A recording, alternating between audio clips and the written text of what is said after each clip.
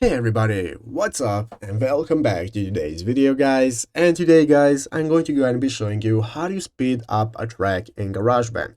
This is a very simple thing to do, so make sure to watch this quick and easy video to the very end, follow my steps correctly so you can make sure this works the same for you and you can do this yourself.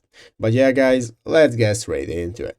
So the first thing you want to do is to go ahead and open up the official GarageBand application on your mobile phone if you're not already. If you do not have the application, just go to the App Store and download it. And after opening it up, you'll be greeted by this main page right here, which is the home page where you can find all the instruments you can play, you have your audio recorder and so on.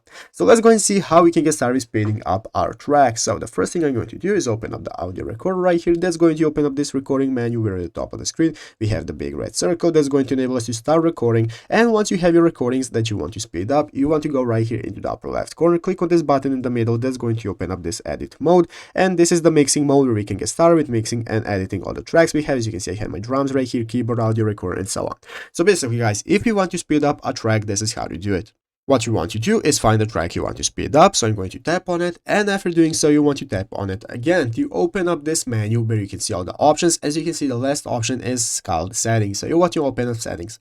After opening up settings, guys, you can see here is our audio settings, and now you can see one of the options is called speed. So what you want to do is increase the speed to whatever you want to set it to, either 2 times, 4 times, and so on. And you can select all the speed options right here to get your desired effect. After that, just click on done, and it's going to be automatically applied.